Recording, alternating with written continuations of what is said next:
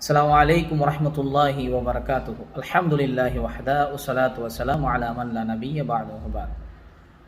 அன்புக்குரிய இஸ்லாமிய சகோதரர்களே, சகோதரிகளே, நாமெல்லாம் இன்றைய தினத்தில் இஸ்லாமிய மார்க்கத்தில் பயணம் செய்கிறோம். அல்ஹம்துலில்லாஹ், சும்மா அல்ஹம்துலில்லாஹ். அன்பார்ந்தவர்களே, நாங்கள் இன்று முஸ்லீம் என்று சொல்லிக் கொண்டு திரிகிறோமே, நாங்கள் இஸ்லாமியர்கள் என்பதனுடைய அடையாளம் என்ன? தொப்பி அணிவது, தாடி வைப்பது, அல்லது நீளமான ஆடை அணிவது, இதை மட்டும்தான் நாங்கள் எண்ணிக்கொண்டு இருக்கிறோமா? உண்மையில் நாங்கள் இஸ்லாமியர்கள் என்பதை வெளிப்படுத்துவது எம்முடைய தொழுகை.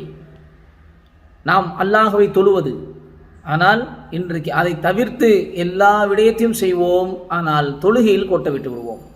நாளை மறுமையில் நாங்கள் என்ன அமல்கள் செய்திருந்தாலும் முதலாவதாக நமக்கு கேட்கப்படக்கூடிய கேள்வி, இன்ன அவ்வல மா யுஹாஸபு பிஹில் அப்த் யௌமுல் கியாமா மின் அமலிஹி ஸலாத்துஹு. நாளை மறுமையில் அடியான் அவன் செய்த அமல்களில் முதலாவதாக கேட்கப்படக்கூடிய தொழுகை. சரியான முறையில் தொழுதாயா?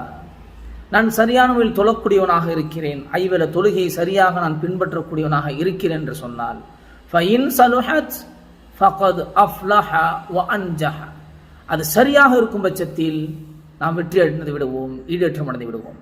ஒருவேளை தொழாமல் பெயர்தாங்கிய முஸ்லிம்களாக நாங்கள் இருந்தோம் என்று சொன்னால், தொழுகை சரியான முறையில் இல்லாமல் இருந்திருக்கும் என்று சொன்னால், ஃபஇன் ஃபஸதத், அது வீணடித்திருப்போம் என்று சொன்னால், ஃபகத் ஹாப வ ஹஸிர, நாங்கள் தோற்று போய்விட்டோம், நம்மளை போன்று நஷ்டமுடையக்கூடியவராகவும் இருக்க முடியாது.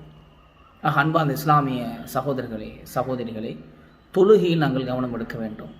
ஒட்டுமொத்த தொழுகையிலும் கவனம் எடுக்க வேண்டும். ஆக ஒவ்வொரு தொழுகையினுடைய சிறப்புகளையும் ஒவ்வொரு தொழுகையினுடைய முக்கியத்துவத்தையும் நாங்கள் தெரிந்திருக்க வேண்டும். அந்த அடிப்படையில் இன்ஷா அல்லாஹ் தொடர்ந்து நாம் தொழுகையை பற்றி நாம் பார்ப்போம்.